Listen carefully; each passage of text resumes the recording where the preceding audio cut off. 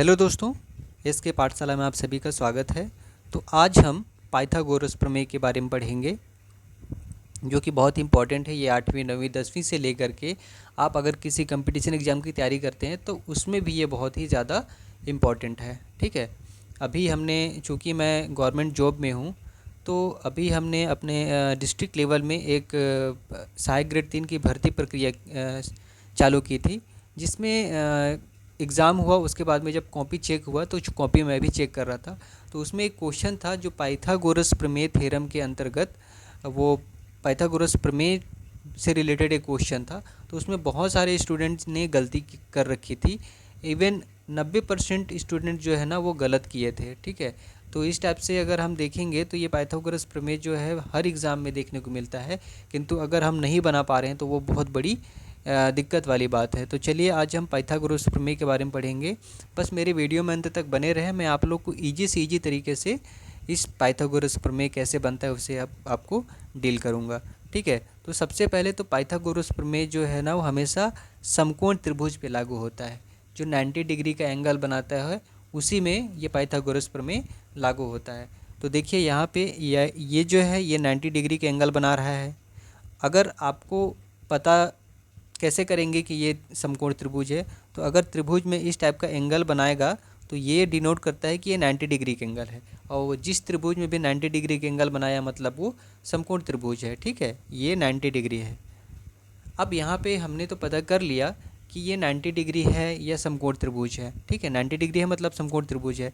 अब इसमें हमको ये पता करना है कि पाइथागोरस प्रमेय में एक कर्ण होता है, एक लंब होता है और एक आधार होता है।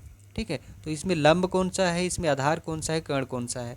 तो इसके लिए क्या करना पड़ेगा, जो 90 डिग्री बना हुआ है उसके जस्ट सामने का जो त्रिभुज होगा, ठीक है, जस्ट सामने का त्रिभुज वो कर्ण होगा।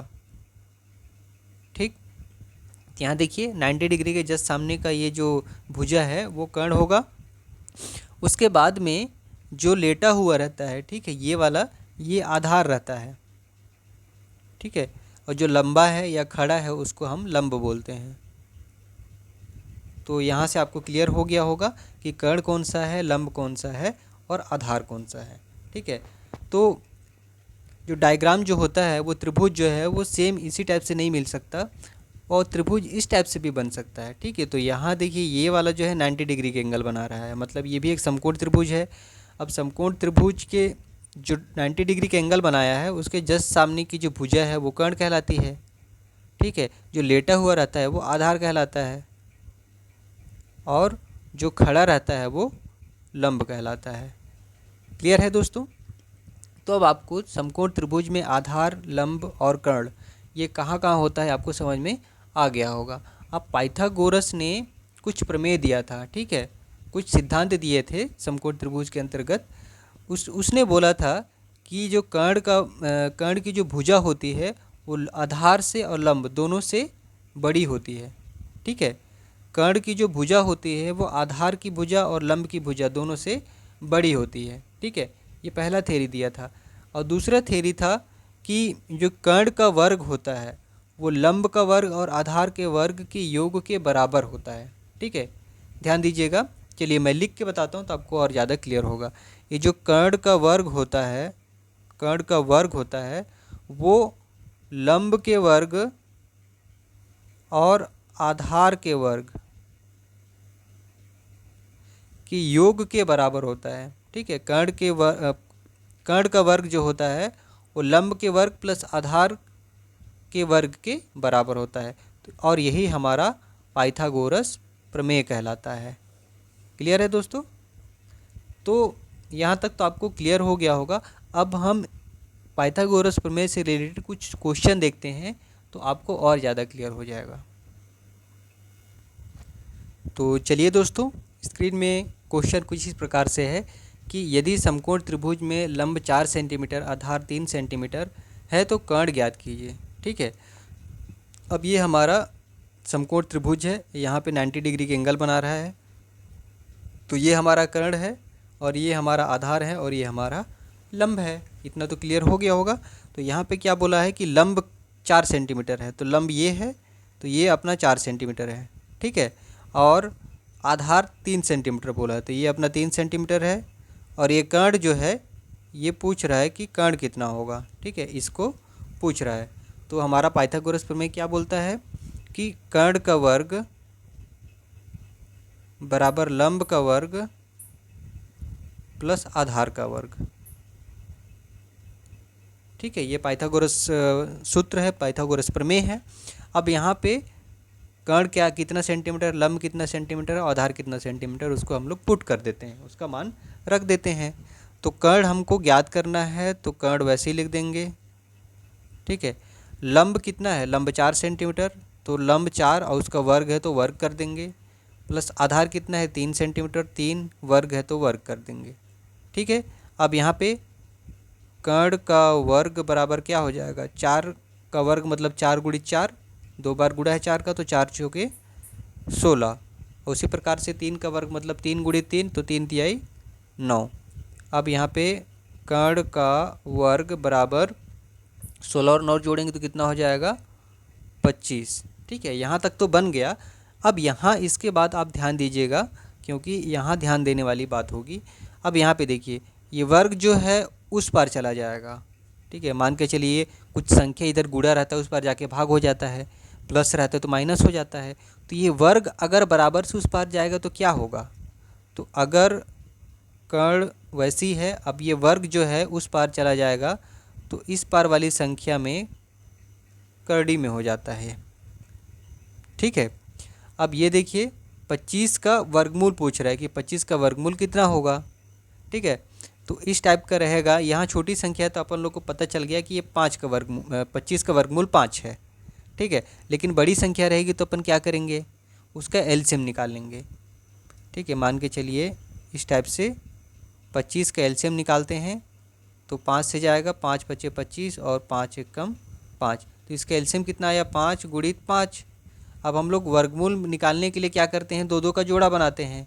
तो 2 2 का जोड़ा बना लिए तो 1 5 हुआ, तो यहाँ पे इसका वर्गमूल 5 होगा। तो कर्ण बराबर हमारा कितना आंसर आ गया, कर्ण बराबर 5 सेंटीमीटर। क्लियर है, यही हमारा आंसर है। कर्ण का मान पूछा था और कर्ण का मान हमारा कितना निकल गया 5 सेंटीमीटर।